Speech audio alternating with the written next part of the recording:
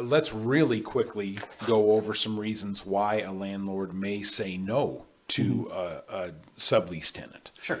So if it's a change in use, right? If you're going from an office and now all of a sudden the new tenant wants to cut a hole in the wall and use it as a garage, you might say no, right? And a court's going to view that as that's not unreasonably withholding, right? If you're changing the use paragraph of that lease, Yep.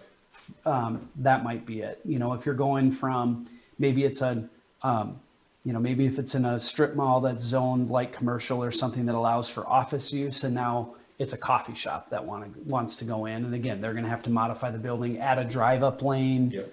Maybe they're untested in the market. Maybe it's a new concept. You know, there's risk there on the landlord side. Again, I try to find another tenant. I'm not comfortable with that one. Right. That might be the response. So, Well, and one other thing that pops into my mind too, let's say it is an office use in a multi-tenant building, and let's say the current tenant is an insurance agent, and the sublease tenant is a chiropractor, and you already have a chiropractor in that building. And a lot of times, almost all the time, the lease with your original chiropractor tenant has a provision in it that you doesn't can't allow for another one. Exactly. You can't allow a competing business in the same building. Yeah, that's an easy one. I mean, that's an easy, no, I can't consent to that because there's contractual provisions that I've entered into that prohibit me from doing that. Exactly.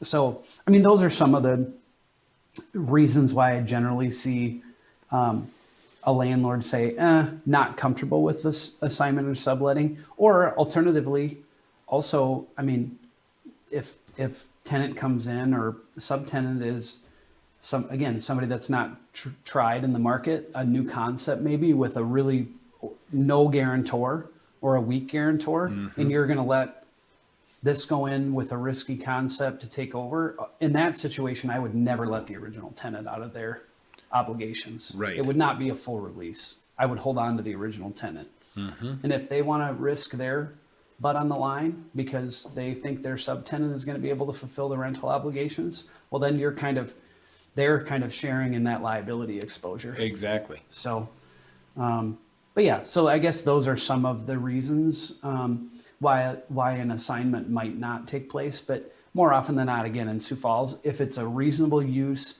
it's comparable or similar to what the use was previously, more often than not, I see those assignments granted.